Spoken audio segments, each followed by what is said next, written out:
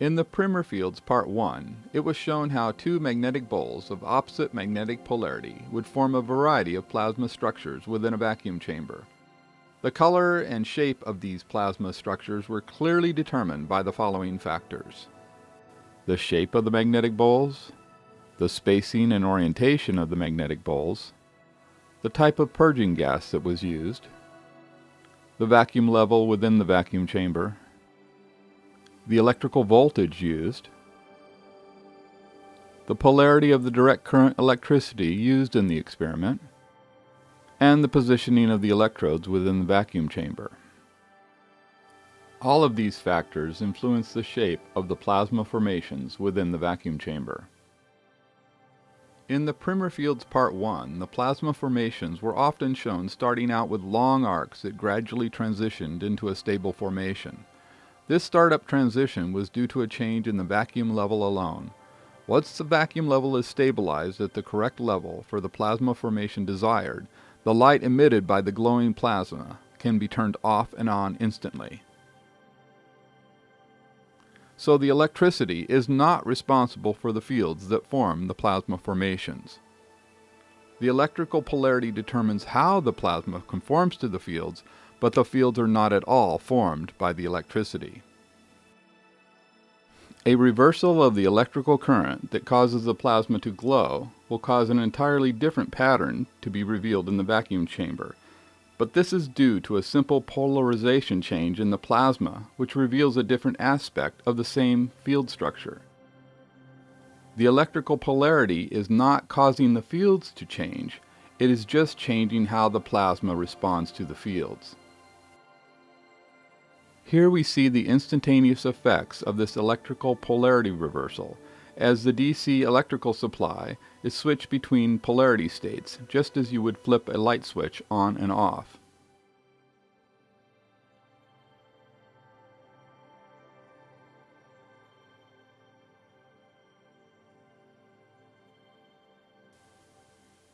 In the primer fields part 1, it was shown how these opposing bowl-shaped magnetic field emitters control the formations of both steel and magnetic balls around the magnetic poles. It was also shown how 5 mm steel balls form geometric patterns in the nucleus area between the two magnetic poles.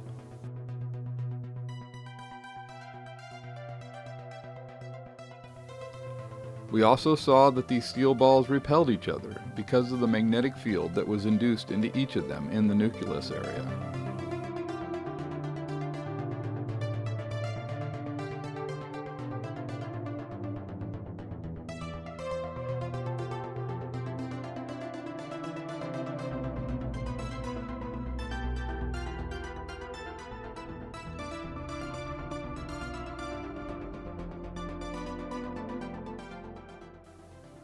The magnetic bowls also induce magnetic fields into ordinary steel balls both inside the bowls and around the bowls. The induced magnetic fields then cause the steel balls to all repel each other, and at the same time the fields of the magnetic bowls confine the steel balls into organized rings and patterns. It is very clear that these magnetic bowl-shaped fields impart order into the matter around them, whether in the vacuum chamber or outside the vacuum chamber.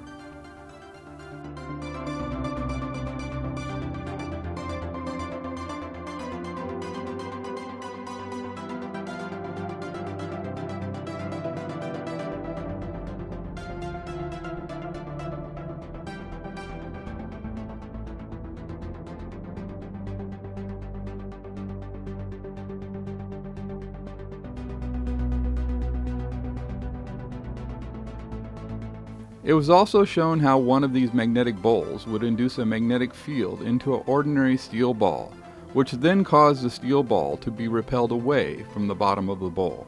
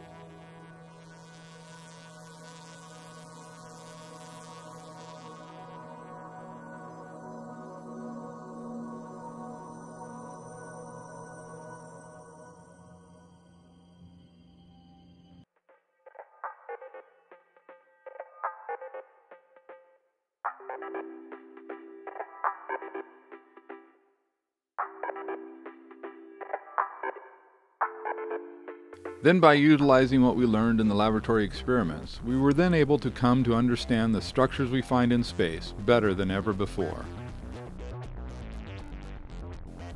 We discovered that we could now show how galaxies, stars, nebula, and most all other structures that we find in space could be explained without requiring black holes, dark matter, or dark energy.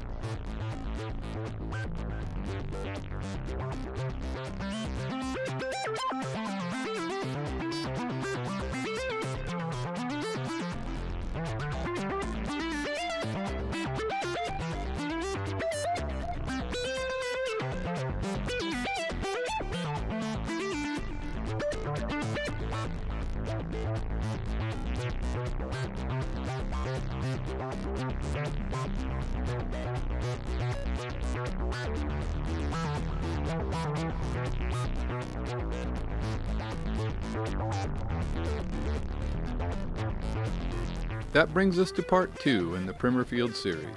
To begin with, we are going to explore the magnetic substructures that are found within these magnetic poles.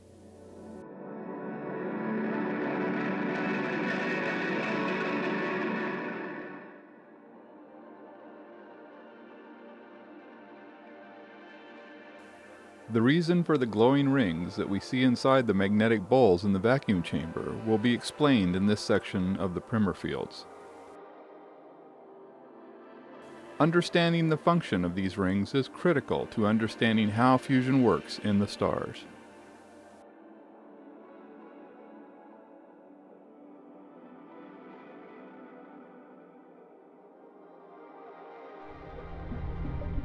It will also be shown how the bubbles inside the magnetic poles are caused by magnetic confinement, and how these magnetic bubbles are related to the ejection jets that are emitted from the top of these bubbles.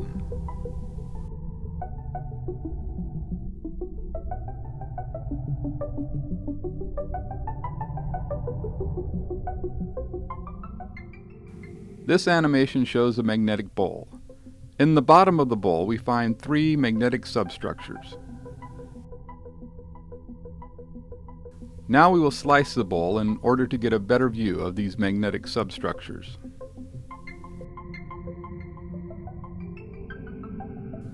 I have named these magnetic substructures the confinement dome, the flip ring, and the choke ring.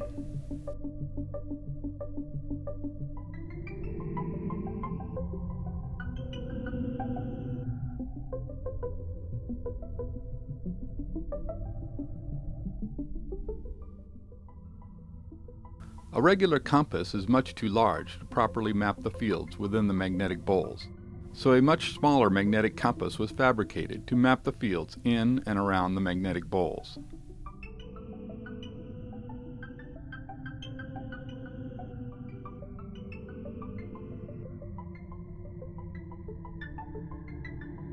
The red and blue arrows shown here indicate magnetic orientation and the direction of the flow of matter in and around the magnetic pole. The red arrows indicate magnetic north, and the blue arrows indicate magnetic south.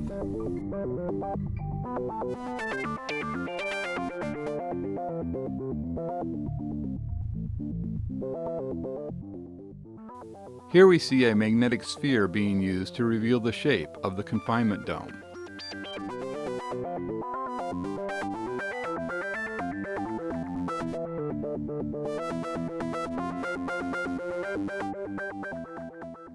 Here we see a string of magnets being used to show the magnetic field lines in and around the magnetic pole.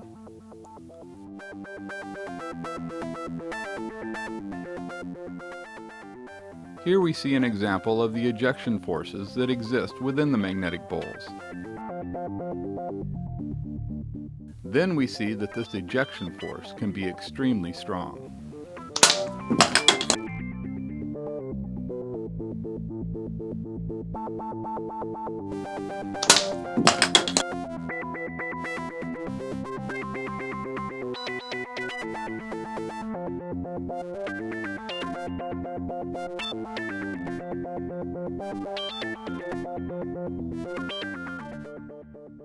So just as we see in the plasma experiments in the vacuum chamber, we see that these ejection jets start at the top of the confinement dome and shoot out of the bowl in line with the axis of the bowl.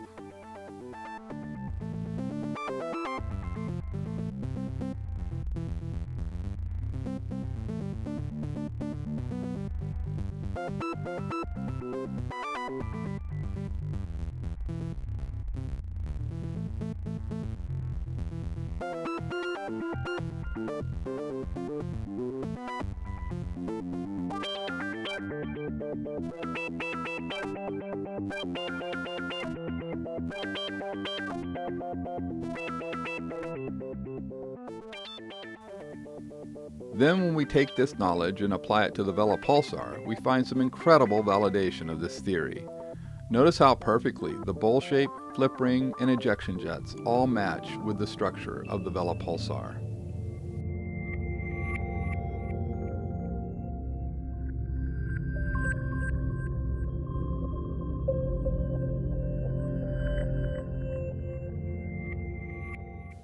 Once more, we see a magnetic sphere being used to reveal the shape of the confinement dome in the bottom of the magnetic bowl. The only way for the magnetic sphere to get under the confinement dome is for it to enter at the flip ring at the base of the confinement dome. Once under the confinement dome, the magnetic sphere is trapped under the confinement dome.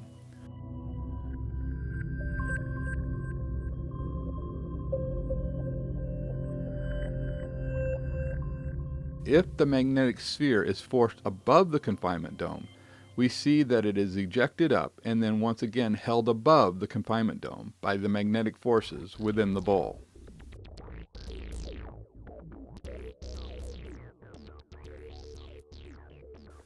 Now we have an animation showing how magnetic matter would react inside of the magnetic bowl. For now, we will be focusing on the function of the flip ring. The red and blue balls are labeled to indicate north and south magnetic polarity, red for magnetic north and blue for magnetic south. So as you can see, all the particles within the magnetic bowl are drawn to the flip ring, where they then enter the area under the confinement dome.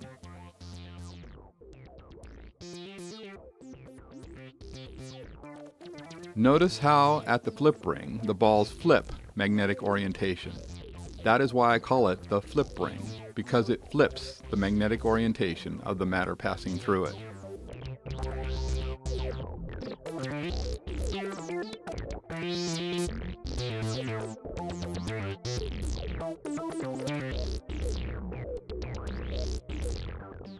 This animation shows how particles of matter flow inside these magnetic bowls.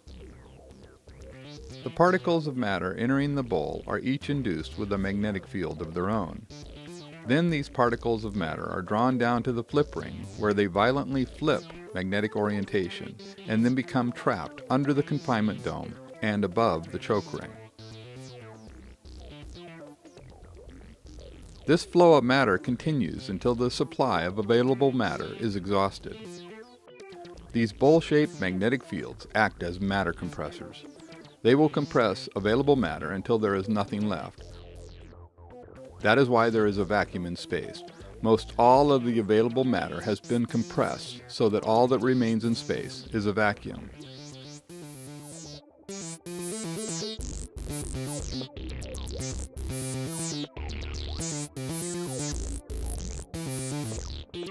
Now we will take a look at the function of the choke ring.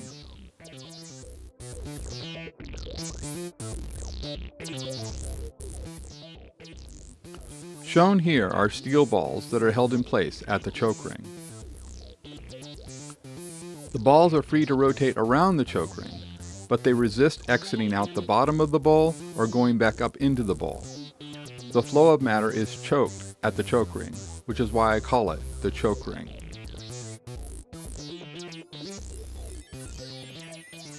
The choke ring in the bottom of the blue bowl, or the south magnetic bowl, functions exactly the same, except the magnetic polarity of the choke matter is reversed.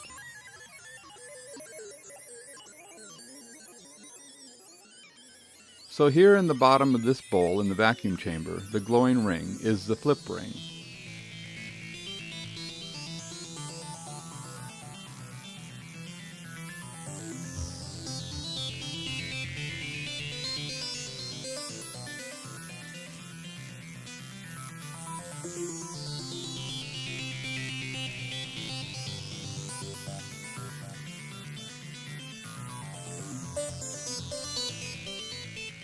In this view, we see how the flow of plasma is choked down as it goes through the hole in the bottom of the bowl. This is the choke ring at work, confining the plasma magnetically into a narrow stream.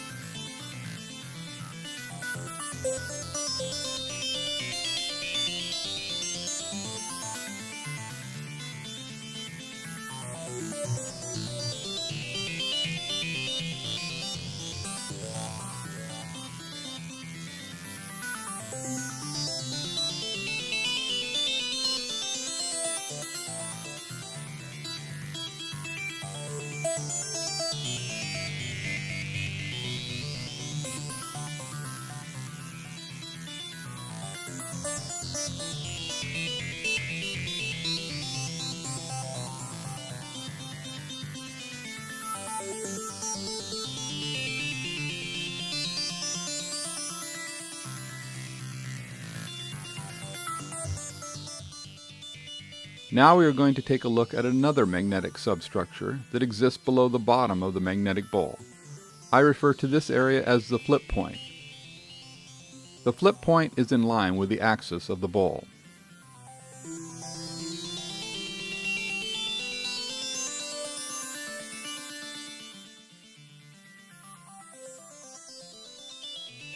Here we see the microcompass being used to show how the flip point flips the magnetic orientation of matter at the flip point. Past the flip point, matter is held away from the bottom of the bowl, but inside the flip point, matter is drawn into the bottom of the bowl.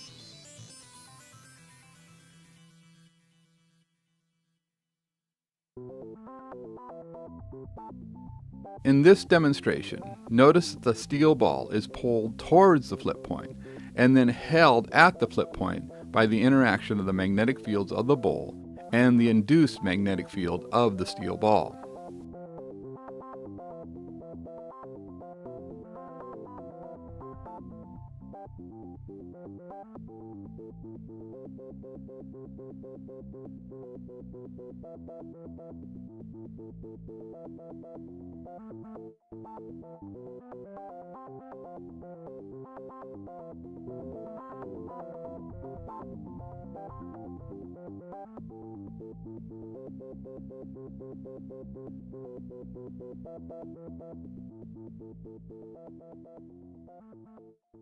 This flip point repulsion is the reason we see the ejection of matter from the bottom of the Vela pulsar.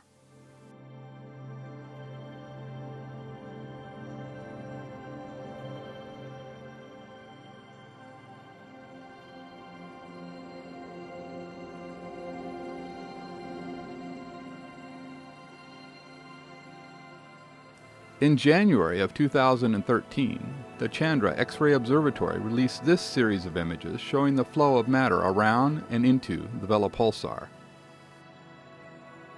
As you can clearly see, the matter is ejected out the top and out of the bottom of the Vela pulsar. Most of the matter coming out of the bottom of the Vela pulsar then moves up towards the top of the Vela pulsar's magnetic bowl, where it flows back down to the flip ring in the Vela pulsar. You can even see the evidence of the confinement dome above the flip ring in the bottom of the Vela pulsar's magnetic bowl. Despite what we have been told, the pulsation of the Vela pulsar is not due to a rapidly rotating neutron star. That is just what was theorized before the discovery of bowl-shaped magnetic fields. In a bowl-shaped magnetic field, the confinement dome is constantly trying to confine all the matter beneath it. But when the energy of this confined matter becomes too great, some of this confined energy escapes. Located at the top of the confinement dome is its weakest point, and this is where the confined energy escapes. In other words, this point in the confinement dome acts as a relief valve. If you Google relief valve chatter, you will see that relief valves can come to a point where they will release pressure in very rapid pulses. In other words, the relief valves will oscillate.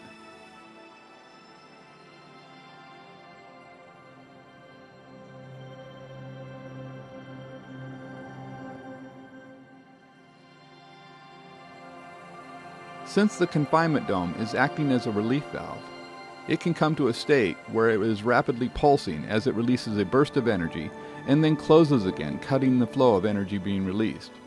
Since the confinement dome is operating as an electromagnetic relief valve, it can release these bursts of energy at very high frequencies. So pulses of energy can be rapidly released and then stopped immediately by this action of the confinement dome. This is why some pulsars exhibit these rapid pulses of energy that can suddenly stop and then restart hours or even days later. If we look at how these bowl-shaped magnetic fields function in the vacuum chamber, we see that they also emit energy in rapid pulses.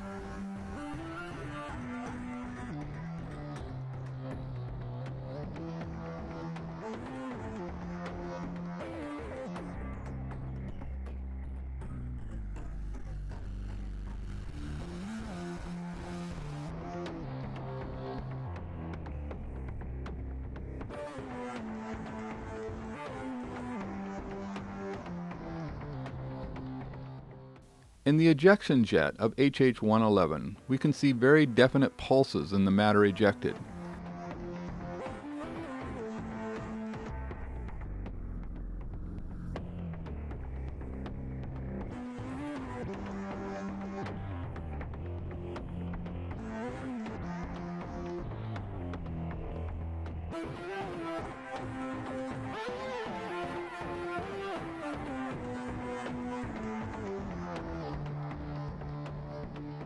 By comparing the jet of HH111 with a jet that is externally electrically driven in the vacuum chamber, we see that they have dramatically different structures. HH30 is another example of bowl-shaped magnetic fields with the ejection jets in line with the axis of HH30.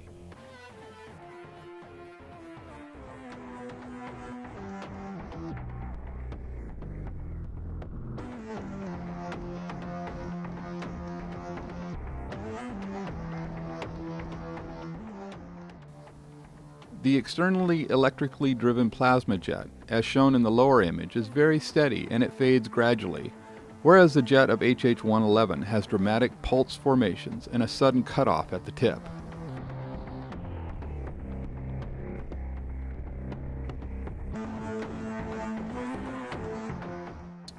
The structure we see in the jet of HH111 does not fit with what would be found in an externally electrically driven plasma jet. So I must conclude that the jet of HH111 is not externally electrically driven.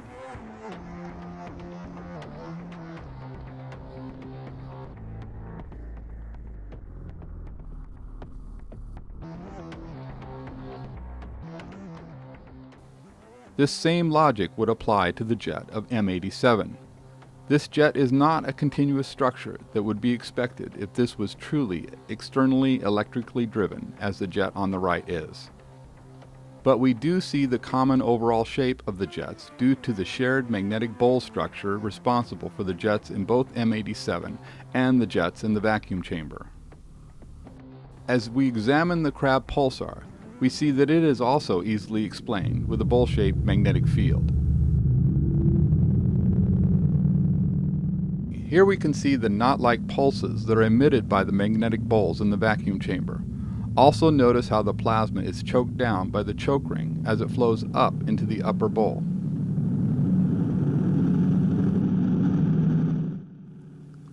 You can find a lot more information out about pulsars on my Facebook page. This includes a very interesting study on pulsars that was released in January of 2013. This study brings further validation to the theories of pulsar behavior presented in the primer fields.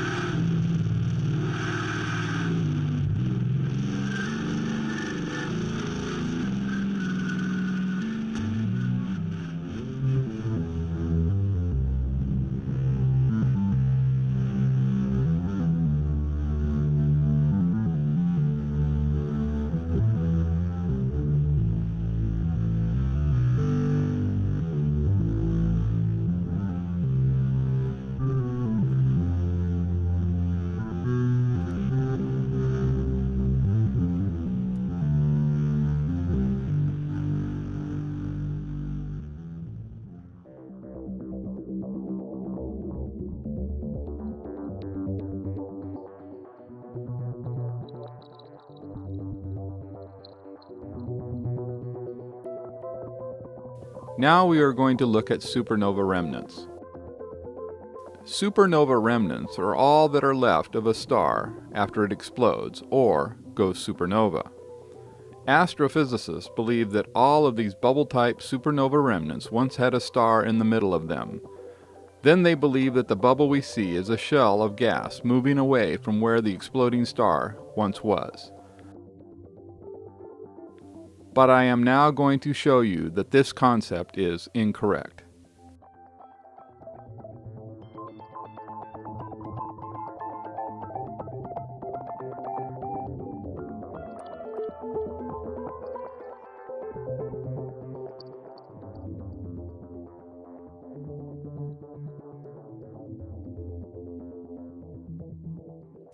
So we need another explanation for what formed these bubble-type supernova remnants.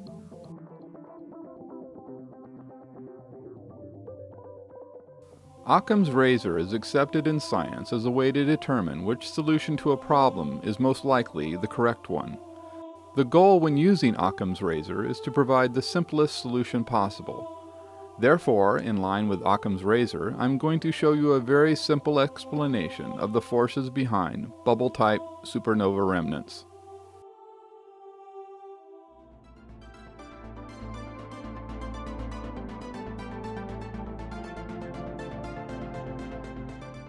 The solution you are about to see would apply to all bubble-type supernova remnants, as well as many other bubbles that are observed in space. As you may have expected, the solution is found in bowl-shaped magnetic fields. So here again we see the confinement dome, the flip ring, and the choke ring.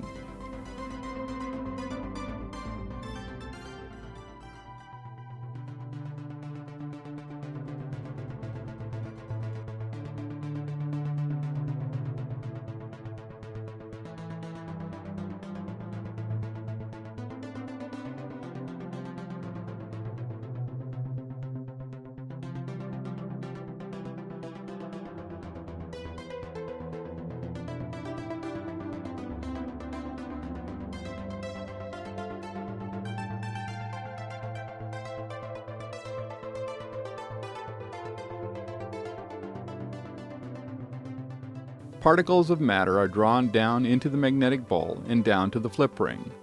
The particles of matter flip magnetic orientation at the flip ring and then become trapped under the confinement dome. As the matter continues to accumulate under the confinement dome, it causes the confinement dome to swell in size. In other words, the bubble is continually growing. This is why when they measure these bubble-type supernova remnants, they are found to be expanding.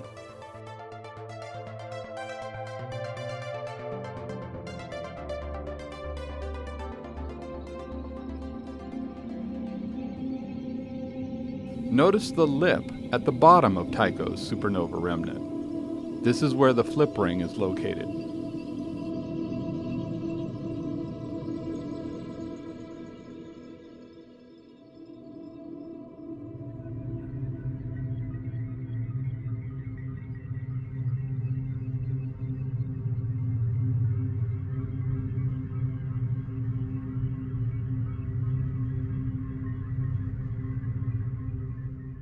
Then we have supernova remnant SN 1006. Notice the appearance of the top of this bubble.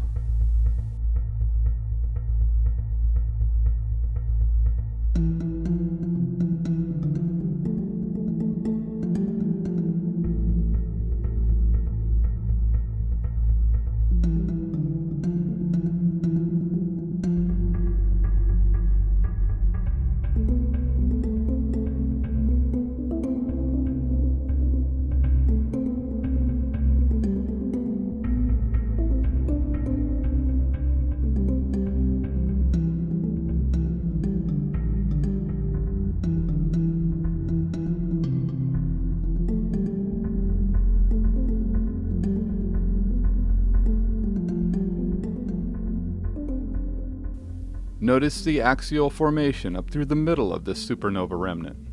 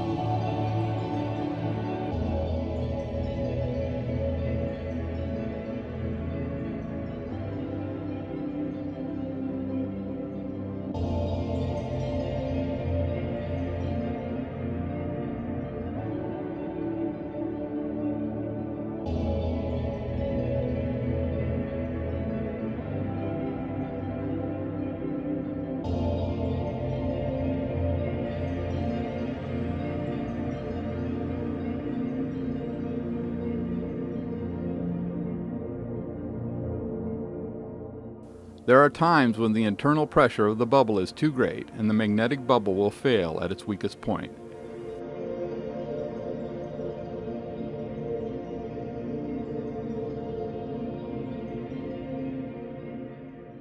The choke ring may also allow some matter to escape out of the bottom of the bowl. This is exactly what we find in the Jellyfish Nebula.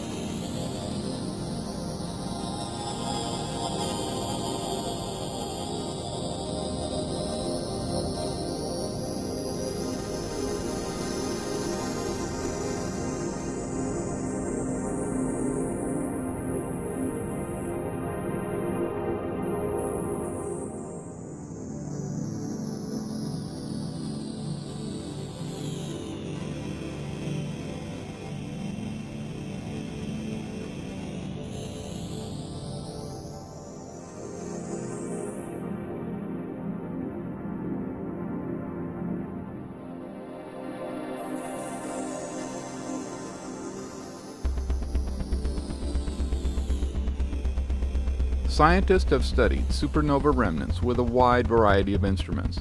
When you carefully check all this data, you will find that it all conforms to the theories of supernova remnant formation presented in the Primer fields. One of the most thoroughly studied supernova remnants is SN 1006.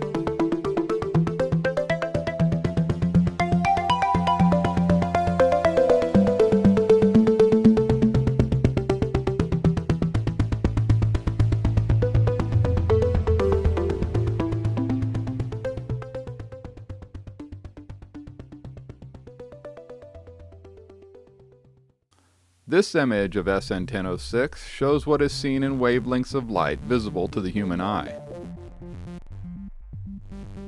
Now added to the Hubble image, we have that which is seen in other wavelengths by other telescopes.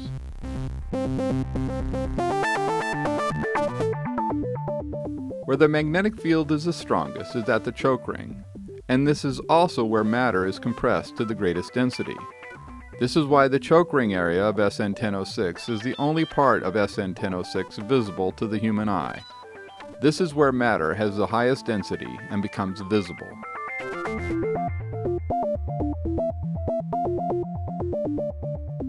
Notice that other images of SN1006 and other wavelengths also conform to the structure that would be expected within a bubble formed by a bowl-shaped magnetic field.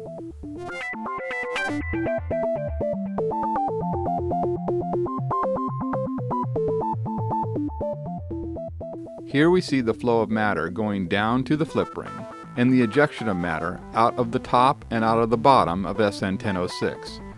Notice that this matches the flows that we saw earlier in the Vela pulsar.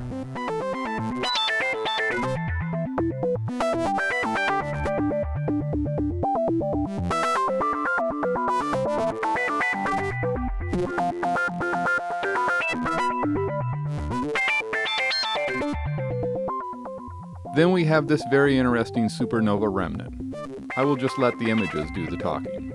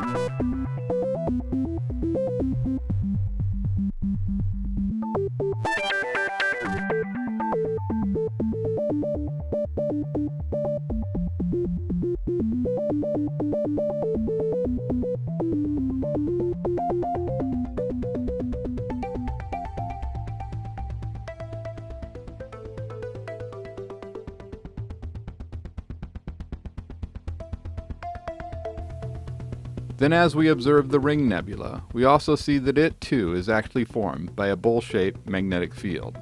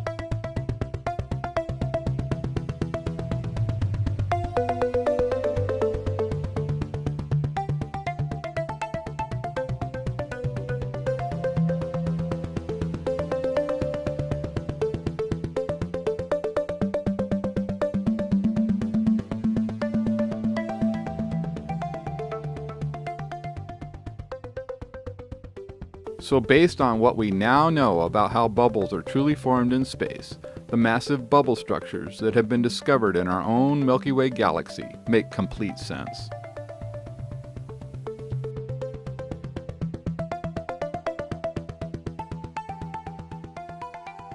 Then we have this new study that I just received this morning, which also confirms the theories presented in the primer fields.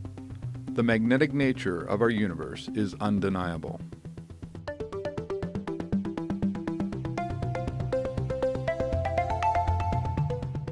The formation of Eta Carina is no longer the mystery that it once was.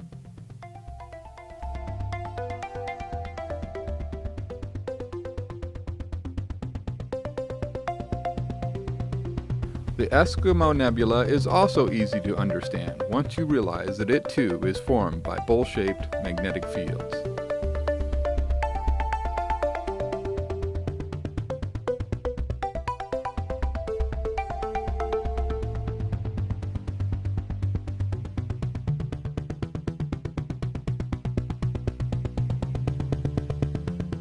Notice the bubbles inside of the nebula referred to as M29.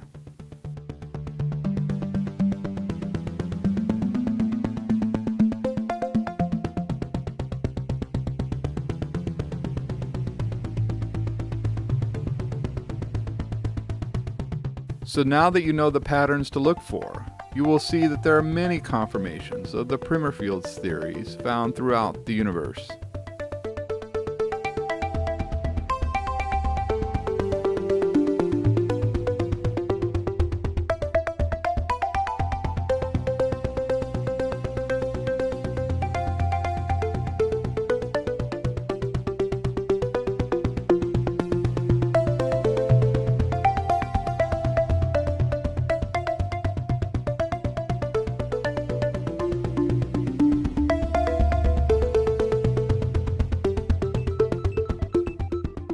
In this image of CMIS 147, we see the flip ring, the choke ring, and we can see the matter ejected out of the top of CMIS 147 at less than escape velocity, and therefore the ejected matter is drawn back down to the flip ring of CMIS 147.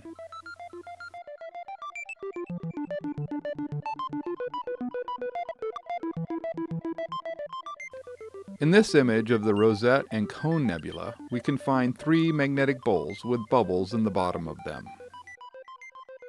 There is one bowl on the right,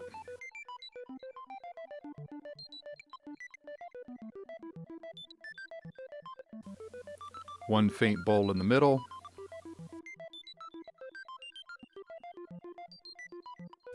and of course the large bowl with the bubble in the bottom that we see here.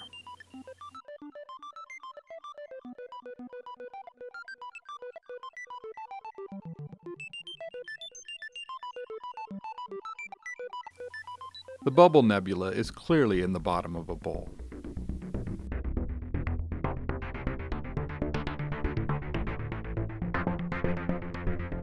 Then active galaxy NGC 4438 is shown here with the bubble that it contains.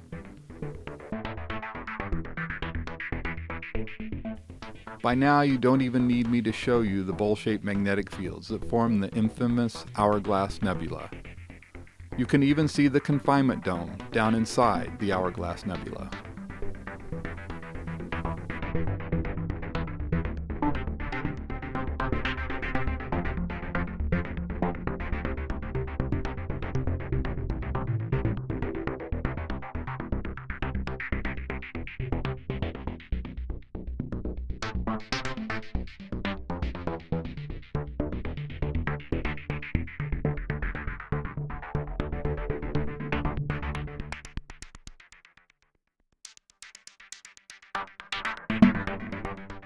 So let's review the basic structure inside these bowl-shaped magnetic fields.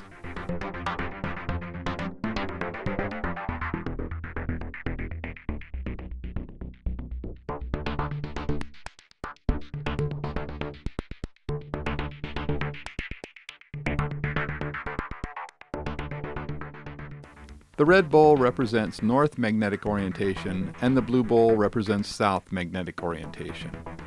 The shape of the magnetic substructures within the red and blue bowls is identical, except they are of opposite magnetic orientation. In stars, the 2 bowls would be at the poles of the star, and the flip point would be the focal point, or the nucleus, of the star. In the primer fields Part 5, we will look at how these fields function in the Sun, including why the Sun flips magnetic polarity every 11 years, and the true reason behind the solar cycle.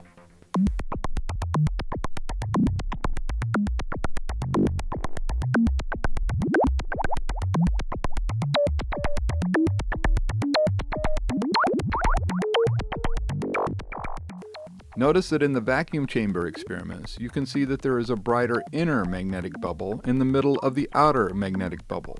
In other words, there is a bubble within a bubble.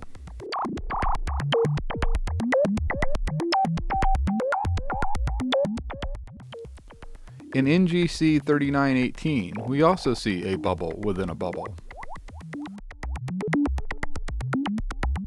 Then the Cat's Eye Nebula also has a bubble inside of a bubble formation that cannot be explained by the currently accepted theories.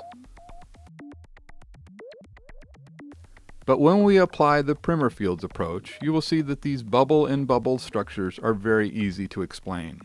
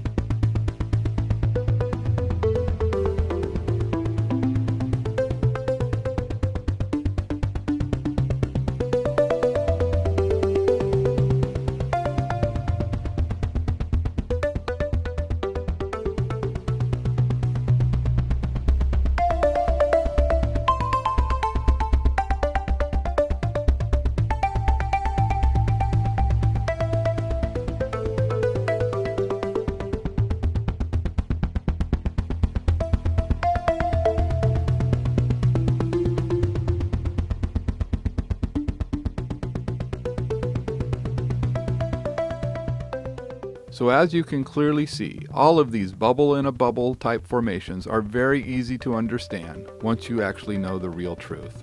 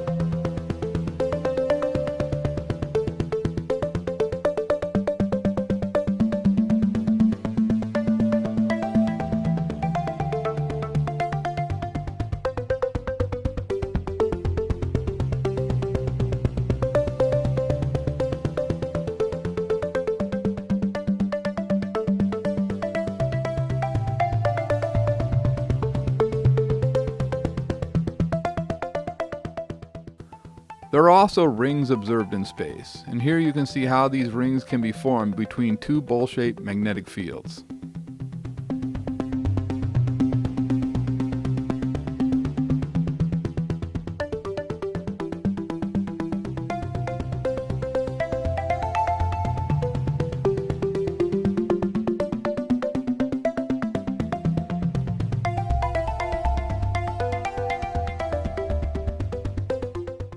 Then we see again how the Red Square Nebula could be formed between two bowl-shaped magnetic fields.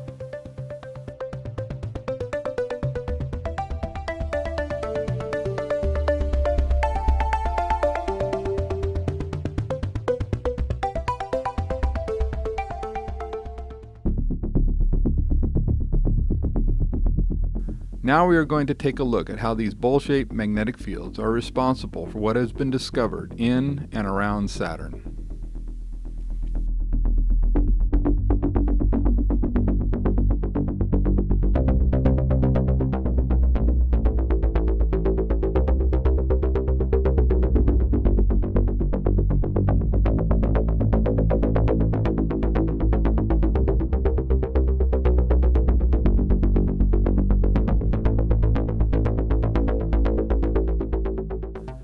Saturn's rings are so pronounced because the rotational axis and the magnetic axis of Saturn are exactly aligned with each other. Saturn is the only planet in our solar system with this exact alignment, and that is why rings are not as defined around other planets as they are on Saturn.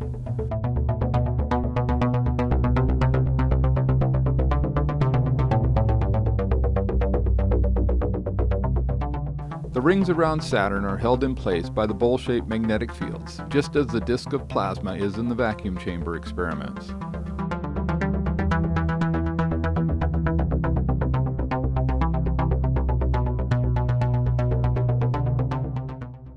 The spokes that appear in the rings of Saturn have long been a mystery.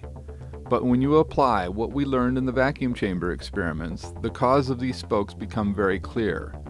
Notice that these spokes are at a tangent to the surface of Saturn.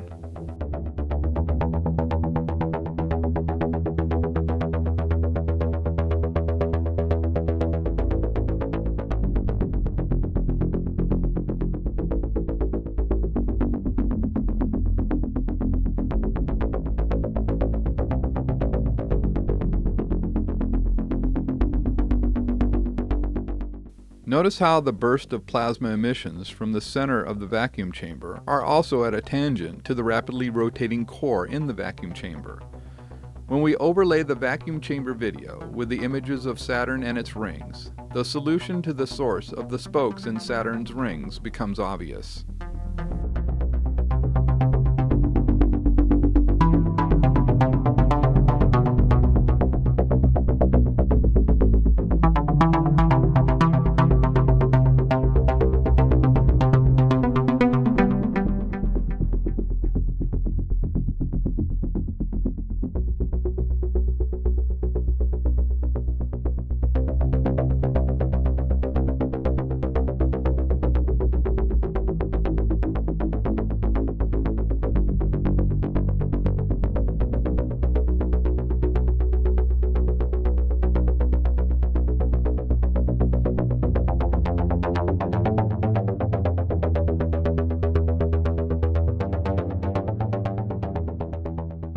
Then we can see that the Primer fields theories also clearly show the true reason behind the polar auroras on Saturn.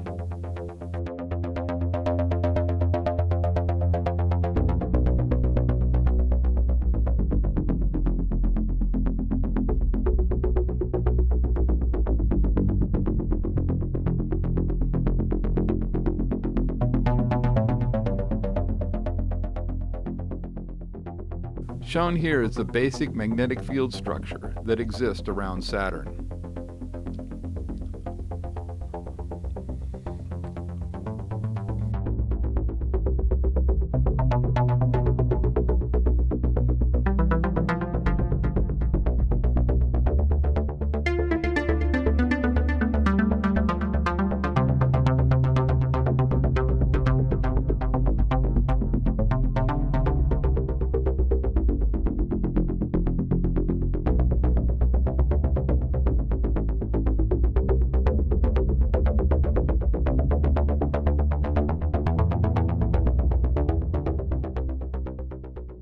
Then this image of Saturn's North Pole captured the interest of the whole world.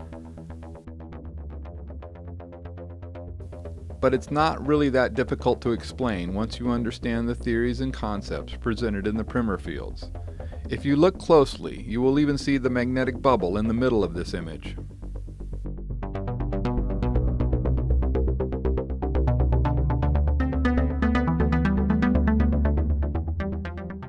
Then, of course, we have the intriguing hexagonal pattern seen in the pole of Saturn.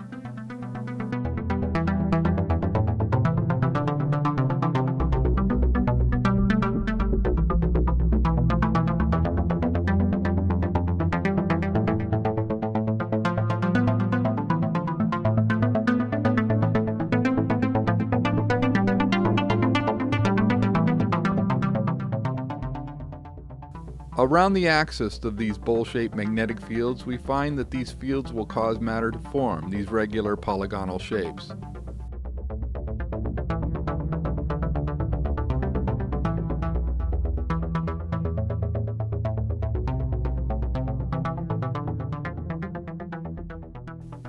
In the ring of steel balls around the nucleus in this image, we also see this polygonal effect.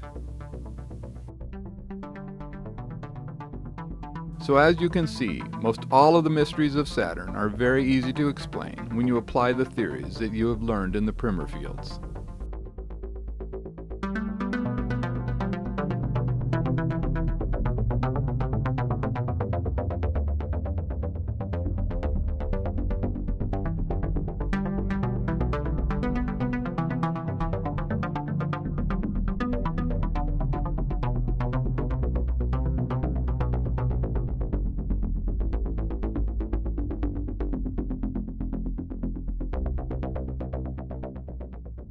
Now let's take a look at Jupiter.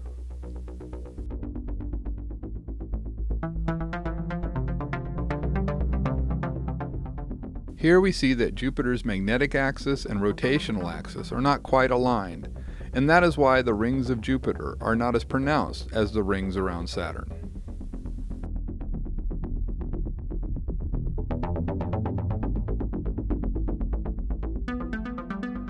Notice the appearance of the polar areas of Jupiter. This image from NASA reveals the ring formations around Jupiter.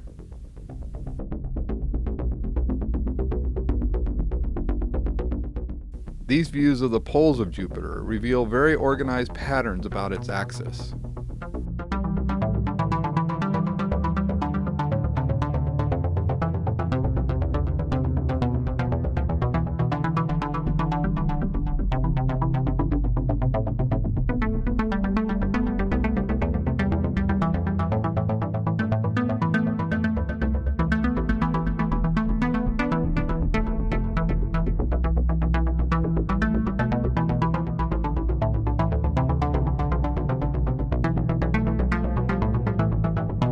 Next to the red asterisks, notice the dark spots on Jupiter as they rotate by.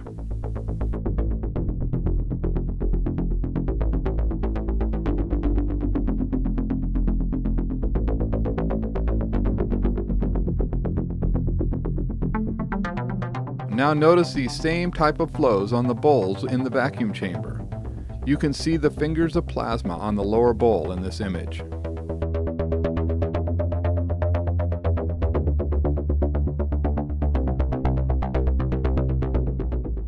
Then with the larger bowls, we also see the same type of pattern next to the glowing sphere. So by applying the theories presented in the Primer field series, we can see that we now have a very logical explanation for the patterns that we observe on the surface of Jupiter.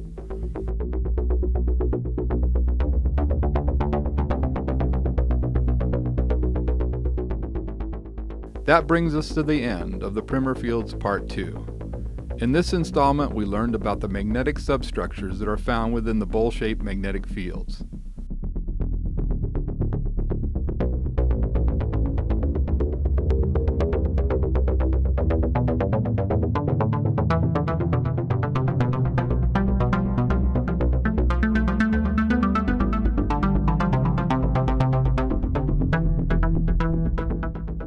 You learned about how ejection jets truly function.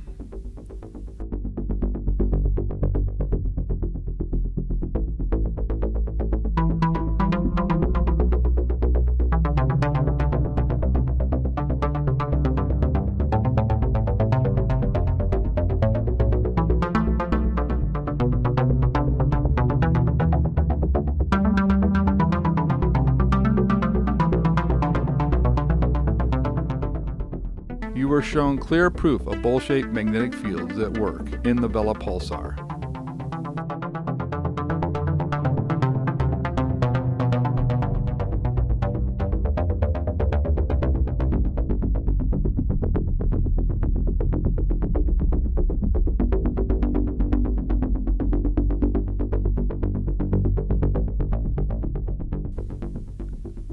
The forces at work in bubble-type supernova remnants were also revealed.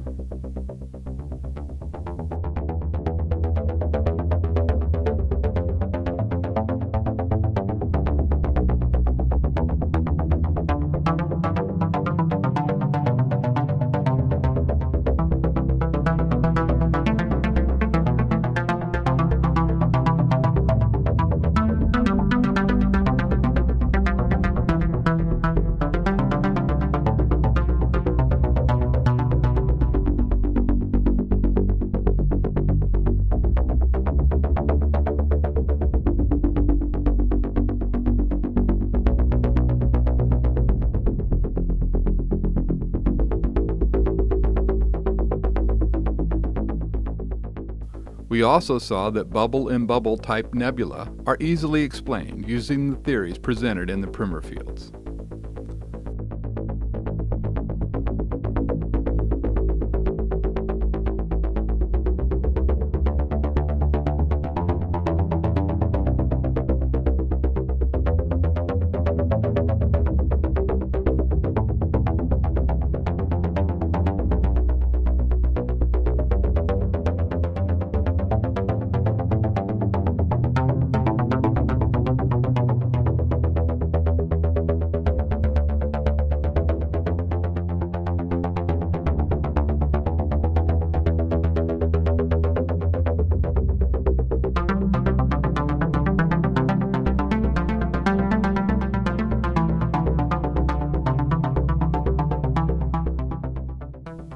Then we ended with a brief discussion of the forces at work in and around Saturn and Jupiter.